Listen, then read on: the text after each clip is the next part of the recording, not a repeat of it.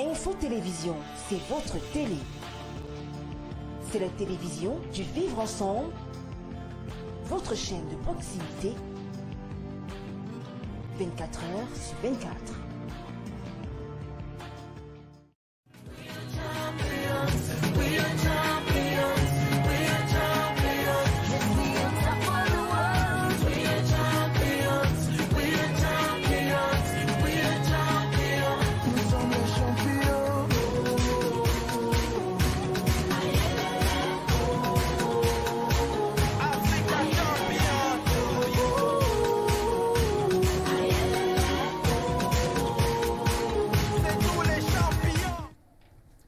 Good morning, good people, and welcome to Sports Frenzy on Info TV, the television of proximity and living together. This is Sports Frenzy, and we just want to welcome you because we have a very beautiful package for you today, and we want to make sure that we give you nothing but the best. But before we enter into everything, permit us to pay our condolences to the CEO, the Chief Executive Officer of Info TV, Juin, who lost their father, and the burial, as we are speaking, is currently taking place right now in the village of Bikok.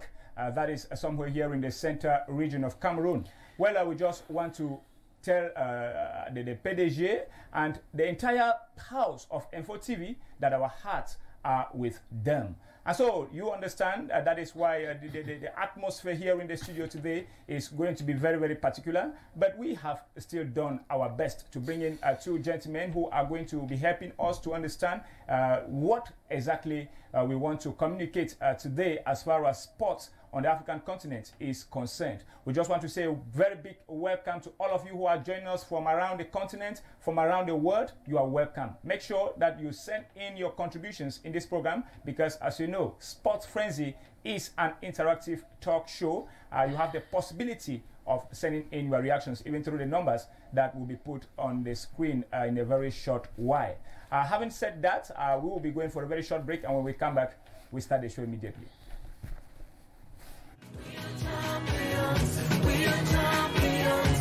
We are champions. Yes, we are top of the world. We are champions. We are champions. We are champions. Nous sommes les champions.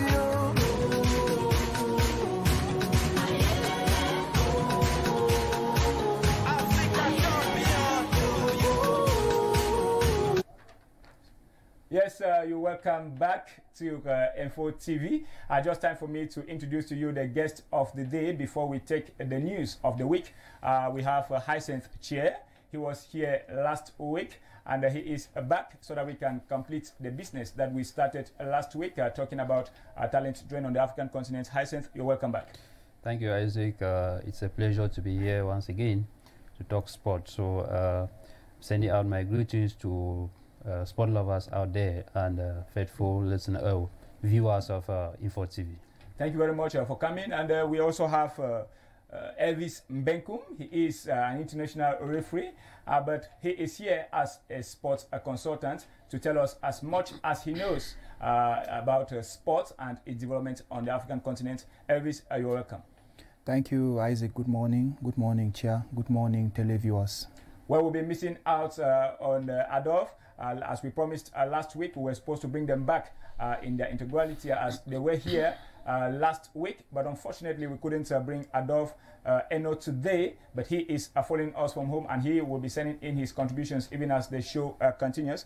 And so just time for us to also say a very special welcome to the rest of the Sports Frenzy crew that are already stationed here on the Info TV. I'm thinking about Joseph Carlos. I'm also thinking about Claudine Weber and Delich Sorel, who are here to make sure that we are pushing the show as far as we can.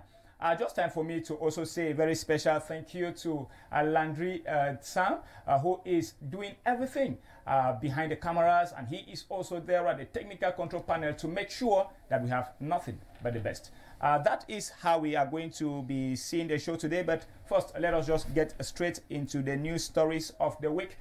First of all, to inform our audience that 2015 Women's Football CAF Ballon d'Or winner of Cameroon has resigned. That is, I'm talking about Gaël Deborah Nganamoit. She has resigned from international football.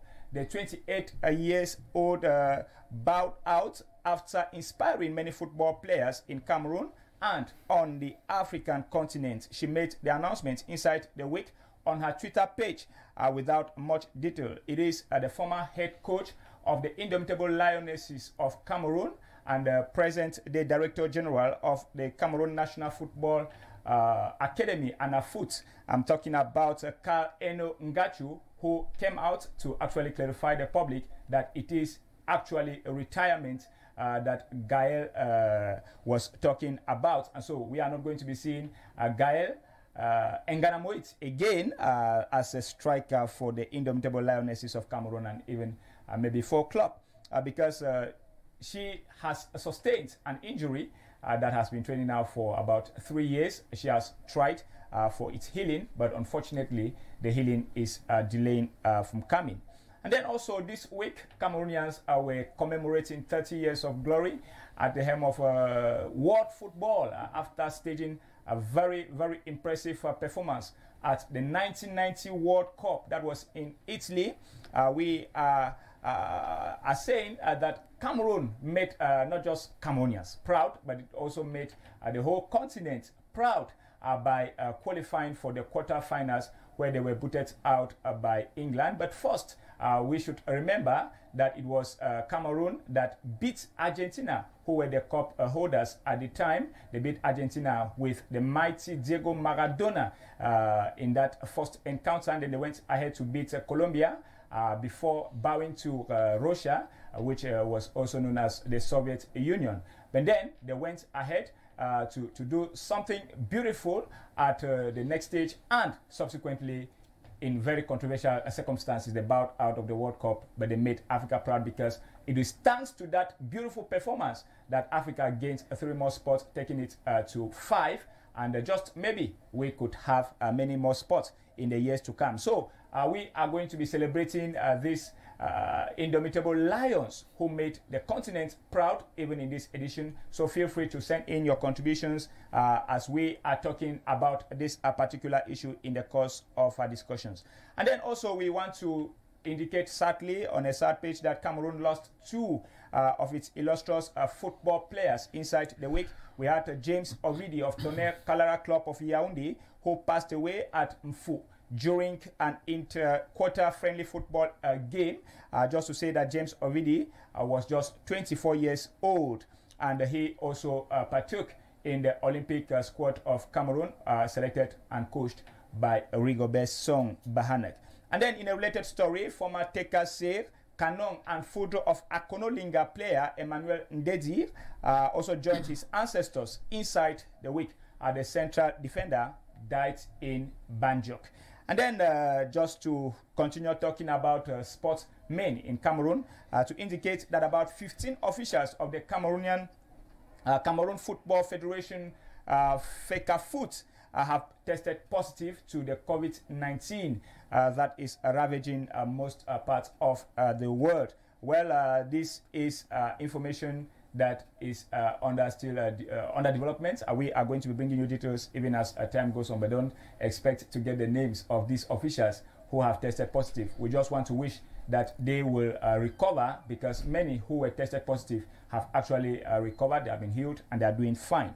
Well, we go out of the country to say that inside the week, we had this news coming from France, where the French Administrative Court had actually came back to say that there is still a possibility for Amiens and Toulouse, who were hitherto relegated to the second-tier championship, that they can still play in the top-tier championship next year, that is in the French Ligue 1. That is if the French Football Federation and the French Professional Football League come to agreement that the league will be played with 22 clubs. But if it is just 20 clubs, we are afraid to say that Toulouse and Amiens might just be stepping down. You may be asking us why we are insisting on this particular story. We have some Cameroonian players who are playing for these two teams. Particularly, we have Steve Mboué, who recently signed for Toulouse. And then we also have Cameroonians that are playing there, like Stéphane Zobor and Aurélien Cheju, whom most of you know. They have played for the Indomitable Lions of Cameroon. And also to say that the German Bundesliga is actually still going on. And very, very interesting is the fact that Bayern Munich is actually just flying and absolutely might not be stopped by anybody, because inside the week they did beat Bayern Leverkusen by 4-2, just to increase even their point difference on top of the league. Just to give you some results and fixtures, yesterday Leipzig beat Hoffenheim 2-0. And this afternoon we are going to be having Borussia Dortmund, who will be facing Düsseldorf, while Bayern Munich will take on Mönchengladbach. That match is going to be taking place this afternoon. Tomorrow, Cameroonian international Pierre-Koundé Malong is going to play with his team, Mainz, who will be taking on Augsburg, while Schalke 04 will take on Bayern Leverkusen. Well, we go over to Spain to say that the Spanish La Liga also came back into action inside the week. Earlier on Thursday, Sevilla beat Real Betis by 2-0. And yesterday, Granada beat Getafe 2-1, while Valencia and Levante separated on a 1-1 tie. We just also want to indicate that league leaders FC Barcelona of Lionel Messi and co. They will be taking on Mallorca this Saturday night. That will be around 11 p.m. Cameroon time. Tomorrow, Atletico de Madrid will take on Athletic Club, while Real Madrid will tackle Eibar. Over in Italy, football is also making headlines there. Yesterday, just to say that yesterday something very, very interesting happened. Juventus of Turin, where Cristiano Ronaldo is playing, had a 0-0 tie with AC Milan. That was the second leg of the Italian Cup that was being played. But then, despite Cristiano Ronaldo missing a crucial penalty in that game, Juventus is still going to progress into the final after a 1-1 draw that they secured in Milan. That was before the coronavirus broke out and stopped football. Well, we also want to conclude this news package by indicating that the National Basketball Association, the NBA, in the United States of America is set to resume on the 31st of July 2020. 22 of the league's 30 teams will resume the regular season at the end of July at the Disney World Center near Orlando, Florida, in the United States of America, in a bubble of sorts to help prevent the spread of the coronavirus. However, some players have been discussing possibilities of not returning to complete the season, citing fears of contracting the deadly coronavirus. Cameroonian basketball internationals like Pascal Siakam, Joel Embiid, and of course Lukemba Amute are actually braving up to get back into the court and serve Cameroonians, Africans, and the entire world what they know best, which is basketball. Well, that is the package that we had for you. We are going to go for a very quick break, and when we come back, we discuss briefly some of these talking points, and we enter into the main topic of the day that the technician was already putting on the screen. Let's go for a break. I'll be right back. We are champions. We are champions. We are champions. Yes, we are top of the world. We are champions. We are champions. We are champions. Nous sommes les champions. You're welcome back. This is Sports Frenzy, and this is time for us, gentlemen, to actually begin discussing those very, very interesting things that transpired inside the week. But we are not going to talk about all of them. So I'm going to give you, gentlemen, the possibility to choose among all that which was making news inside the week. You can tell us which one caught your attention and why you want us to insist on it. Maybe we start with you, Hyacinth. Yeah, Isaac, before I go to what really caught my attention, Yes. I really wish to extend my condolences to the bereaved families of the two players who left us so untimely. Yeah, so And of course, also the PDG of Info TV, of course, yeah. whose father is being buried today. Yeah, so I would like to maybe put a cap on the retirement of Gael Enganamut. Okay. Many might look at it as something that is coming so early, given that she's just 28. Yeah. She's just 28, and she made us very, very proud in 2015. At the World yeah, Cup when in Canada. during the World Cup in Canada, and after which she became the African-based player. Yeah. So that is somebody we cannot shy away from the fact that she has inspired a lot of female players Yeah. in this country. Yeah. Despite her current form, she has done a lot as far as inspiring young footballers. So, and I think that is how the national team is supposed to be. Okay. It is not all about maybe you aim at reaching 35, you aim at reaching 40 before you quit the national team. The national team is a place meant for everybody. When you are at the top of your career, Yeah. you have the chance to play in the national team. And at a point when you think that you cannot provide the can, goods, yeah. You should you be able quit. to just So resign, Gael is like Gael quitting. did. Yeah, she's quitting quite young, 28. But I think that given her current form, Yes.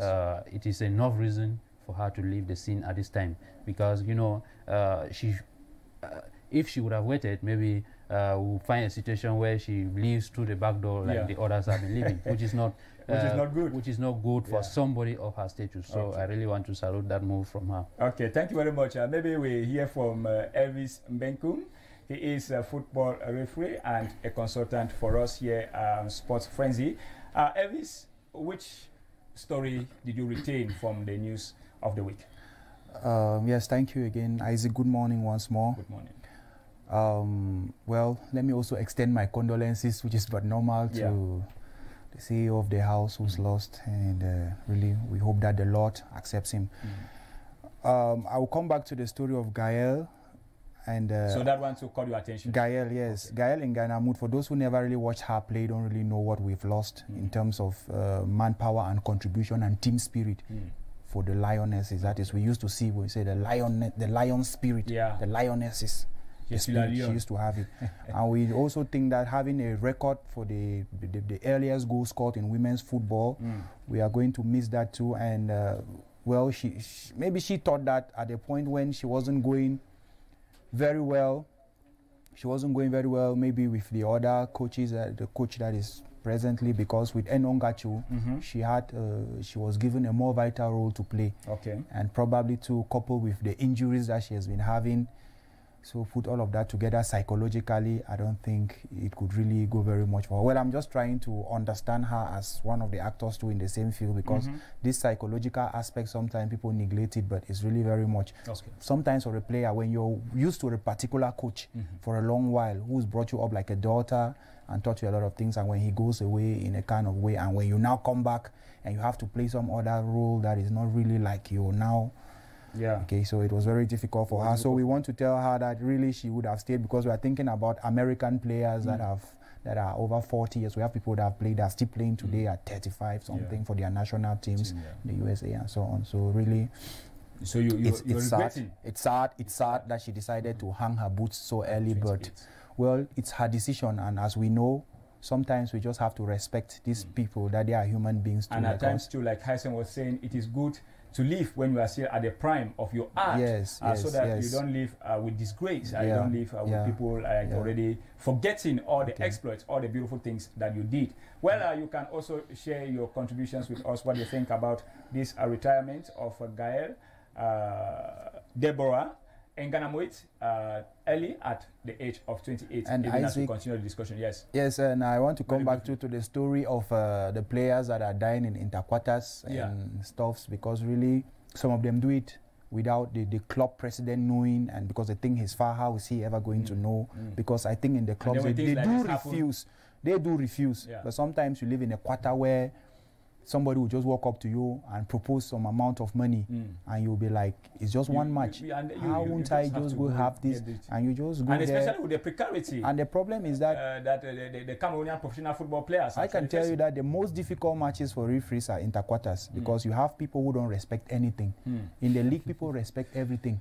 Okay, so when you have to deal with people who don't respect anything, it's very dangerous. You don't even know how to protect a player. So sometimes it's advisable for these players really to look at the type of interquarters, but notwithstanding, he's dead, and we must pay respect to somebody who's passed away, and really we want to encourage the parents to stay strong. Okay, thank you very much. I think I will leave it at that because of time. We want to really continue from where we ended last week to discuss talent drain from the African continent. And so this is just time for us to actually get back to where we ended. Adolf, Hyacinth, you guys were saying last week that the problem of African football is the fact that we don't have the stadia, we don't have the money, we don't have what it takes to sell our own championships as the Europeans are doing, as other countries are doing.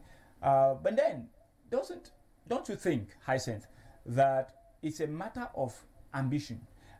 Can we not have young people who go to Europe and see what is done there, copy it, come back to the African continent and try to implement so that we can have a respectable level of our championships and our various competitions? Yeah, Isaac, I want to think that the problem is not at the level of the means. Okay. The problem is at the level of the will. Okay. Because it has that's interesting. It has to do with the policies that govern us around. Okay. Because when you look at the problem with football, with sports, it's the same problem we are facing economy-wise. Okay. Not because we are the poorest in terms of resources, not because we don't know how to go about our resources that will impact us to make us rich.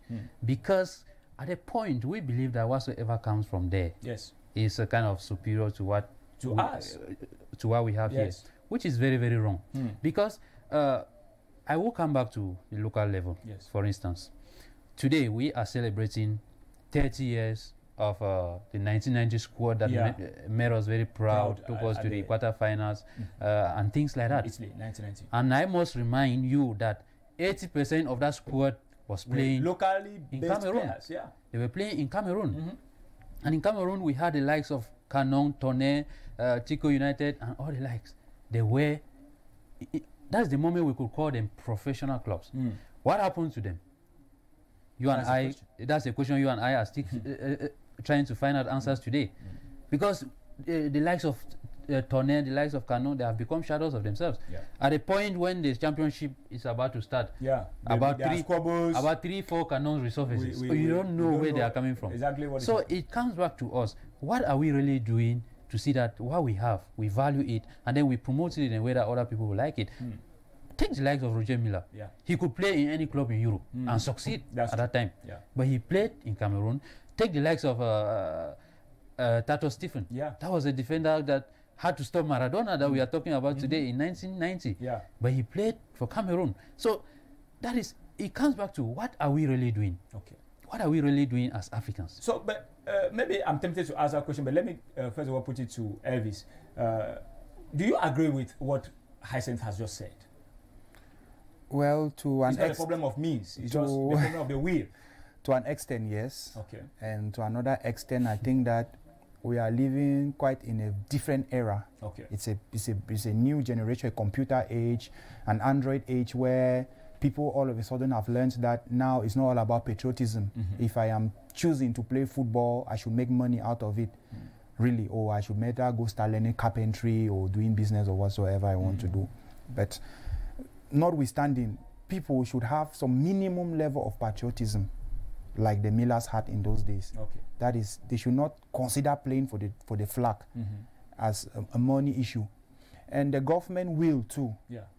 The government will. When we keep telling our players that they should be patriotic, they should play for their fatherland, because is it that there is no money, or we have the money and some people are siphoning it, some people are keeping it to themselves? Because I think it's not a matter of just us saying be patriotic. It's good to be patriotic, but the money is there. Why is the money not going to the people who are making the money? Isaac, the players? problem is that social media has brought a lot of comparison, and Okay. people often compare without taking into consideration the countries. You can't compare African countries always like that. But are you saying that African countries don't have the resources, they don't have the money to We pay? have, Isaac, we have the money, but probably in the top problems of Africa, sports sometimes is not at the top priorities of what we lack very much. Because if we are talking of countries that don't have roads, electricity, schools, and basic necessities in general, Basically, sometimes talking football. sports comes Talking football. down the drain. Yes, talking football. I think we have come to the, we know it is a hidden, let me say it like that, a hidden secret. I think it's an open secret, not even a hidden secret, because if it is hidden, then it is no longer. So if it is an open secret that there is so much money in football in particular, and not to even talk of the other sporting disciplines. The question, Elvis, I want you to really tell us. Those who are managing our football in Cameroon, in other African countries, because last week Adolf was trying to let us know that there are other African championships that are doing well, and we agree with him, but how many of them are actually standing out? Even if they are doing well financially, how many of them are doing well on the media? How many players can we say that this player is playing for the Gabon, for the Gabonese championship? How many players can we say this one is playing in Chad? How many players? You don't see them. You don't see them, and that is the big problem of visibility. Now the question is, don't we have the means? Don't we have the resources that we require in order to media ties to sell what we've got on the African continent? Hyson was telling us the examples of Cameroon in 1990, even back in 2010, because when we talk about 1990, because we are Cameroonians, many people will think that we are just talking about the fact that Cameroon is doing well because we are Cameroonians, but we are Africans. And in 2010, we saw Ghana. We were just some few centimeters into the semi-finals of the FIFA World Cup. Had Asamoah Gyan converted that penalty, and that's to tell you Africa got the talent. Like I was saying, it's really an irony, Hyson, don't you think so? Yeah, Isaac, I want to underline one thing. Yes.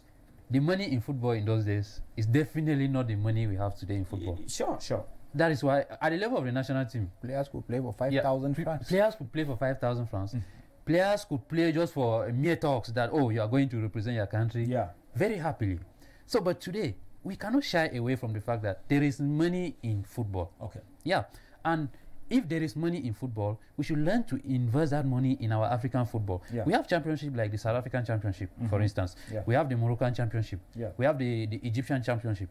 If all African championships were at least at that level, we would have been thinking of how maybe to consolidate them, to take them to European levels, because those ones are highly professional. So we are talking a situation where, like I said, the African policies, I will still bring you back to Cameroon. You and I watched last week when Professor Narcisse Mole-Kombi left here and went to the West. Went to Bafoussam. You saw a football field there that was almost at the level of completion during the reign of Tombe Aroko. And when the next man came, what happened? The He thing just abandoned died. it. And then if should that field be reconstructed at the moment, it means that they have to demolish everything and start back at a level where. So those are things like that, meaning that the resources, we don't lack them, but we take them and position them anyhow that we like. We do what maybe those in the office. I must tell you, the patriotism we are preaching is not only at the level of the players. It starts from the level of those in the office. Because if you are in the office to make good policies for sports, and then the policies you make are those that will suit you, and you always ask question, what do I benefit from this? That is where the problem with the patriotism begins. And then the players too, at times players are asking for this money, and that money is duly their money. But those in the office will make us to feel like these players are being so money demanding. They are asking for so much money and things like that. Whereas we know that, for instance, when a country qualifies for a World Cup, there is money set aside by FIFA for preparations and players and things like that. So if you cannot be able to say, okay, I got this, then I have to seek measures to see how to consolidate. Because the problem now with the Cameroon football is not the players. You must bear with me. It's not the players. If those in office, if they can take measures like it used to be in it's rather unfortunate that we are talking about the country of Samuel Eto'o, the country of Roger Milla, the country that has produced clubs that have made a name in the African continent. But today they have become shadows of themselves, which means that somewhere they are not helping matters. It is not the players that will come and draw for instance, the timetable for the championship to be played and things like that. So we really have to valorize what we have. Okay, but Elvis, I like the way Hyacinth is putting these things. He's actually making the players to just be exempt from any blame. But I did not. Anyway, I will come back to the players to say. But when we see players who they are going out of the country, they want to play in any league apart from the Cameroon Professional Football League, which some still argue very strongly that is it really professional? It's professional to an extent. African leagues. Would you really blame them, Elvis, for wanting to be visible, for wanting to eat, to enjoy the fruits of their labor? Because if there is anything that they know best, it is to play football. And that football should be able to put food on their table. It should be able to give them the respect that the society gives. Today we are talking about Gael Ngana Moit. If she never played football at the level that she did and she was never seen, we will never celebrate her. So some of these players think that they can only get prominence if they step out of the country. Would you blame them for that? No, we wouldn't blame them because football was not made in Africa, first of all. And second of all, it has always been in Europe that the heart of football has always been beating. So if we want to limit it to Cameroon, we will begin to think our players are inhuman or are unpatriotic. But we have to think that in China, in Dubai, in America, in Africa, people are always trying to go play in the best clubs because they are found in Europe. Everywhere in the world, whether it's in China, we've had Chinese playing in Europe, we've had people from all over coming to Europe to play football. So really, that is where the heart of football is beating, and everybody wants to, everything you do in life is you aim for the highest. Yes, everything you aim, like we are here, and I believe that if you are given an offer at CNN or France 24, you won't be going because you don't want to play in Cameroon or you don't want to. Yeah, it's because everybody always aims for the highest, where there is the highest, what is the highest level of what I am doing. Yeah, now our problem is, can't we have the highest, the best on the African continent? Nah, can't we create our own heaven on the continent? Because from the mentality that many of us Africans have is that this best, this ideal can only be gotten from Europe, because we said, well, it started there. It is true, football football started in England, but when you see Cameroon play against England in 1990, back then in 1990, and you see the Cameroonian team putting England in such difficulties, would you say that it is because they created football that they must be the best? No, I think it's an equal game, and you are one of those who always tell us about equal game. Everybody should have equal chances, and yes, I think the African continent has its place. Isaac saying England created football was just une parenthèse, as they say in French. Okay, it was just an aside. It wasn't really like, it was really a point that really counted very much. We know football has no formula, as they say locally in the local jargon, and we saw that Egypt did well in the 90s too. If not for maybe at the time there was still a lot of racism. Yes. That's you are putting your finger on a very delicate point there. No. Because that is the truth. That is today the truth. we are very certain that as much as possible, nobody wants to talk about racism in football. You see, even now the English Premier League have even said when they eventually resume the English Premier League, what is going to happen is that for the first 12 matches, or the first 12 games, the players will not even have their names on their back. They will actually be black players that they will be wearing, which is against trying to show that support the black community all around the world, especially in the United States of America. So you're talking about racism in the 90s. Yes, we would give it to you. If you talk about racism, even today, we'll still give it to you. But the point that I really want us to understand, putting racism aside, putting everything aside, when you put an African football player, just to limit ourselves to that, when you put today like this, when you go to the European continent that we are talking about, when you go even to the England where they invented football. If you go to England where you have football, now who are those that are dominating English football today? They are Africans. Isaac. Mohamed Salah, Sadio Mane, name them. Isaac, yeah, I understand they are Africans. Yes. Dominating the like a club like Liverpool. In fact, all over the world. But then, even in China. the center denominator is that club Liverpool. Okay. That you have to And their understand. training centers. So we are talking about football. Yes. And I must tell you, any young footballer today has a dream of either playing for Liverpool, Barcelona, Manchester United. Real Madrid, Yeah. Bayern Munich, and the likes. Not because they are found in the European continent. Okay. If these clubs were found elsewhere and they have the status that they have at the moment, Yeah. they will still aspire to play for them. So it's just a matter of, in every domain in the world, Yeah. there is an upper class. Good. And we are talking about clubs here that those are the first, if you want to count the first 10 clubs in the world. Yes. in You, term- you mentioned them. you mentioned them. Yeah. So it's not like we don't value what we have here in Africa. It is a matter of, like you, if you are a journalist here and you happen to find, like he was saying, Yes. to find a place in BBC Another and league. things like that, in another league, you will definitely go. Not because what you are doing here, you don't like it. Yeah. Because that level of exposure, there are Natural yes, instinct there to aim are for higher. fields that you must get exposed Yes. to feel fulfilled. For instance- my point, Hyacinth, because of I want us to get it clear. My point is this: can't we have clubs on the African continent at the level of Liverpool, at the level of Barca? Can't we? Because now, how did Liverpool come about? Good. How did Can I Barca answer come your about? question? How did these clubs come about?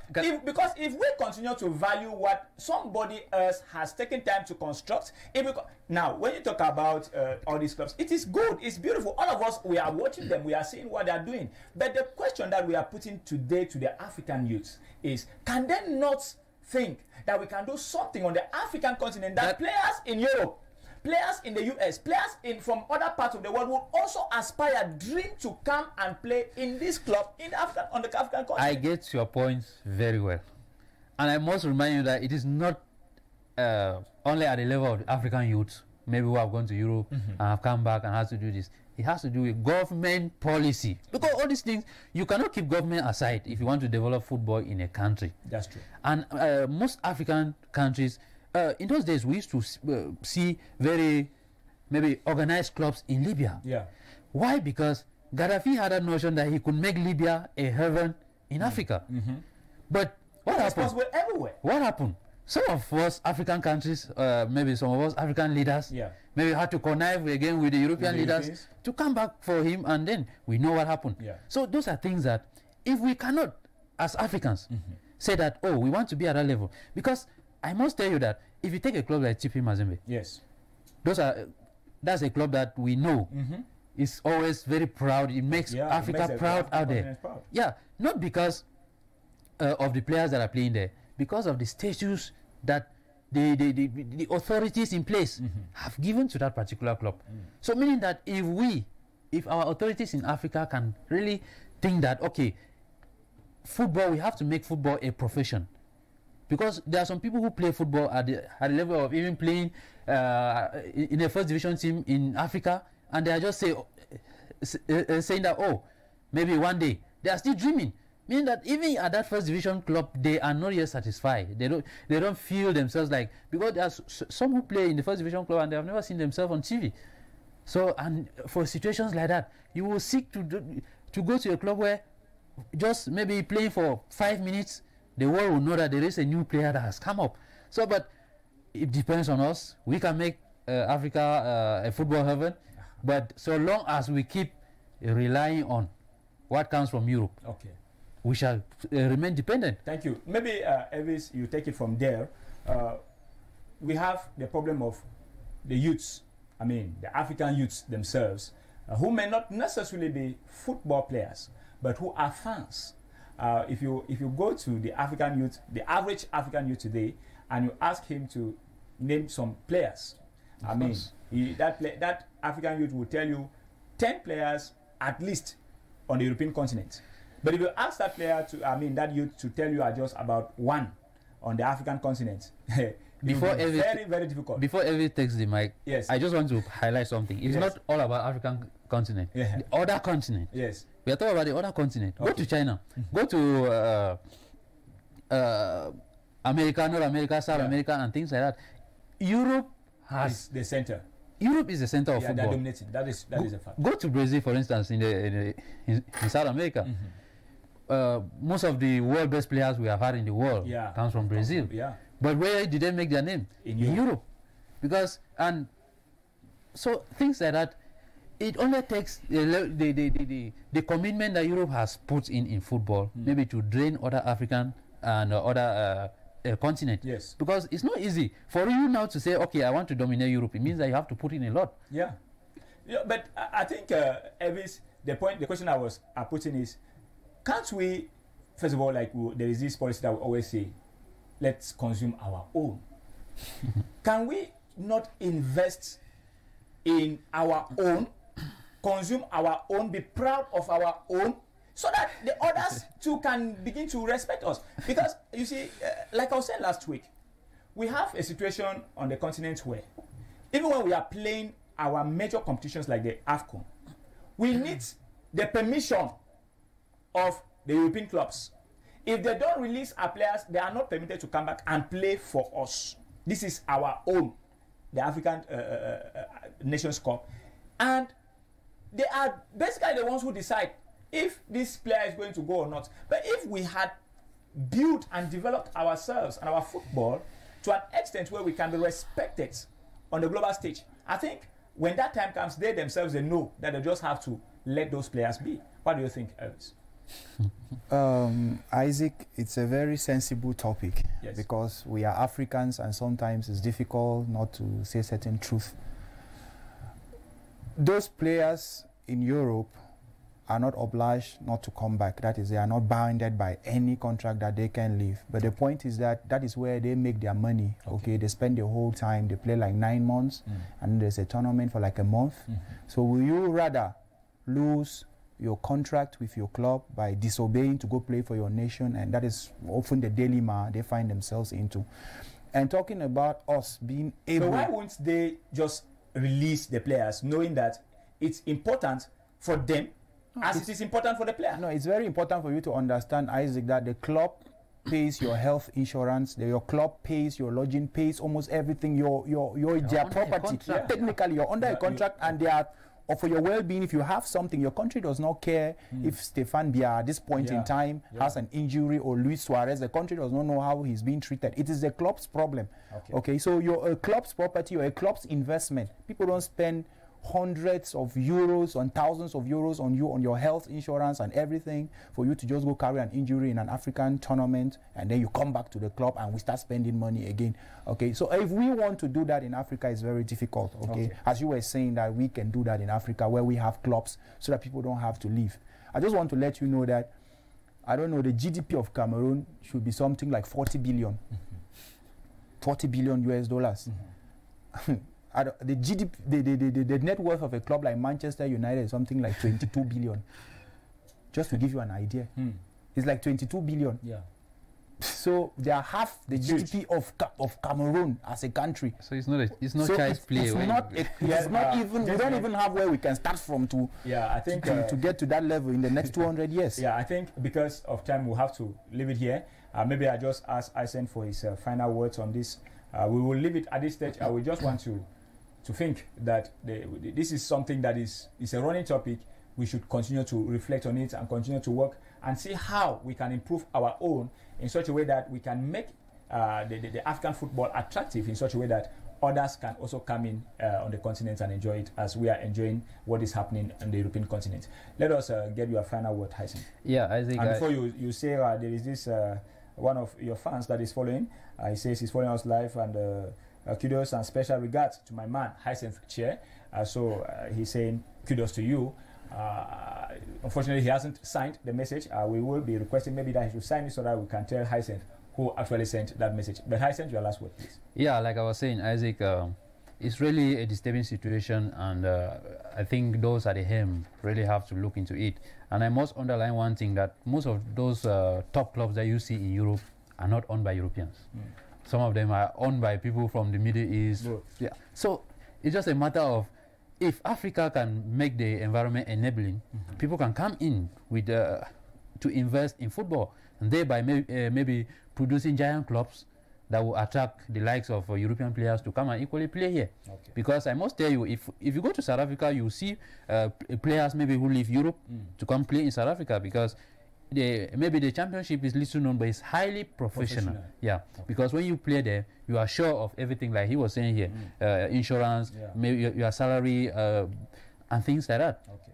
So maybe we really have to do something. If not, one day we'll discover that the talents we are grooming here, because we've got the talents, and if the best we can do for ourselves is to at least keep part of the talents here, because I know we cannot stop the everybody from traveling. Thank you very much, Hysen. Football has become a world phenomenon. Yes, I think that if we want to improve on our leagues, it will be good that we should just improve on the salaries and the professionalism that is built more staged across the nation. In maybe every division, we should have something like what we have in Limbe and stuff that will help a long way to encourage and even call for investors, because sometimes when they show things on TV and people are playing in mud, we don't also, it's not really very attractive. But maybe if the government will can be there, because if we are thinking about doing exactly what these guys have built for centuries, it's going to take us some time. It takes us some while, but at least let's be professional. Okay. Let's be professional. Thank you very much. I think we take this message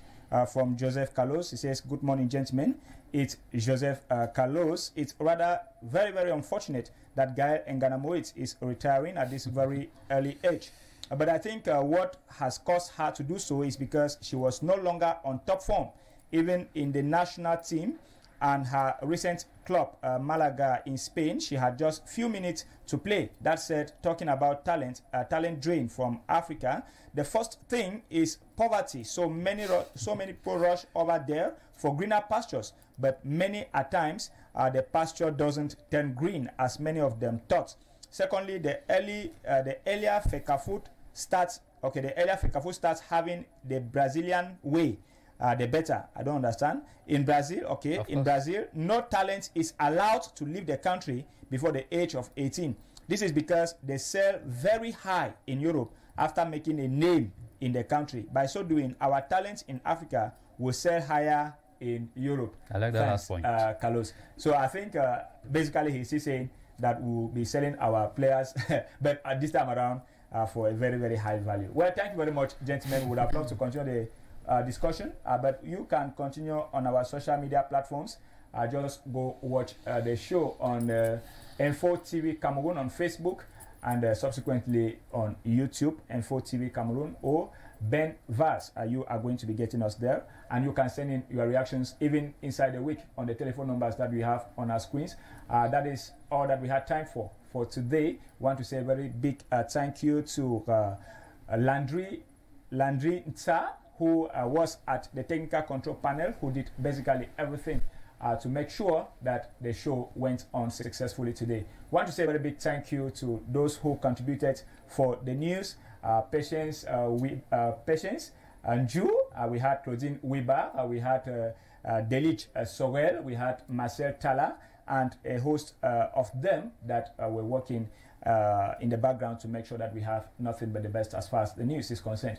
Subsequently, you are going to be discovering them, even you will hear their voices when the time comes. For now, we just want to say a very big thank you. Enjoy your weekend. Let us keep supporting African football. Let us keep enjoying ourselves. And when we come your way next week, we are going to be talking something else. Enjoy your weekend. Bye-bye.